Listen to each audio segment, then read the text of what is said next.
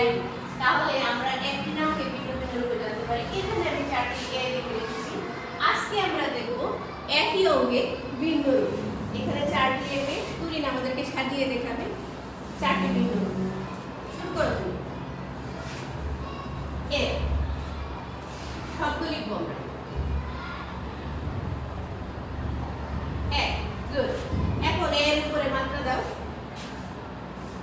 এখন এটা কি হয়ে গেল? হয় উপরে ধ।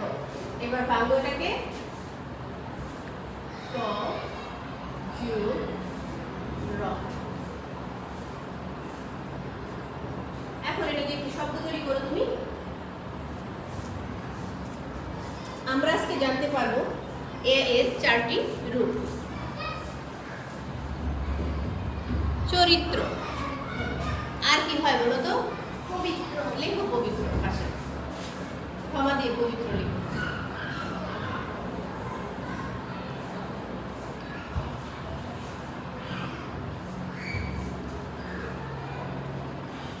গুড। এরপর আমরা আবার এ এর উপর একটা মাত্রা দাও। মাত্রা দাও। আকৃতি দাও। এখন এটাকে ভেঙে দেখাও, এটা কি হয়ে গেল?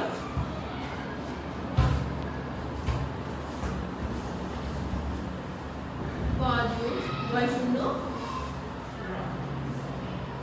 শব্দ তৈরি করো। শব্দ তৈরি করো।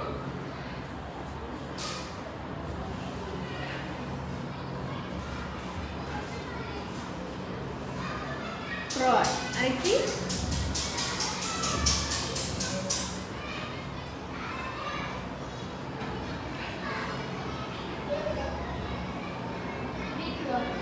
Very nice.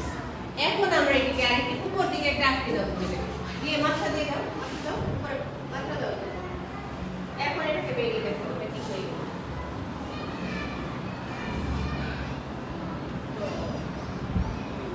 বড় করে লিখো, বড় করে লিখো।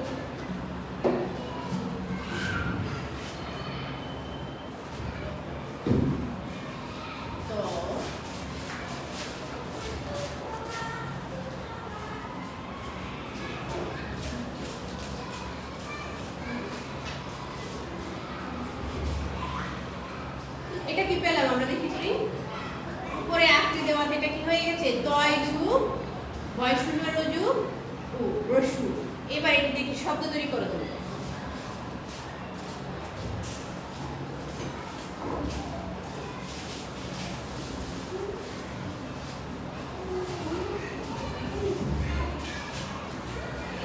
কি পেলাম? ত্রুটি। আমরা শুরুতেই বলেছিলাম একই অঙ্গে আমরা চারটি রূপ দেখব। এখন এ দিয়ে প্রথমে হয়েছে আমাদের এ, এর উপরে তুমি মাত্রা দিয়েছো, হয়েছে তয় রয়, হয়েছে চরিত্র পবিত্র শব্দ। একটা আকৃতি দিলাম নিচের দিকে, তখন হয়ে গেল কয় রয়, প্রয় বিক্রয়। গুড। এরপরে তর উপরে আরেকটা উপর দিকে একটা আকৃতি দিয়ে মাত্রা দিয়ে দিলাম, তখন আমাদের তিনটা বর্ণ পেয়ে গেলাম, মানে তয় রয় সু। তাহলে হয়ে গেল ত্রুটি। ত্রুটির জন্য এটা জুড়ে হাততালি।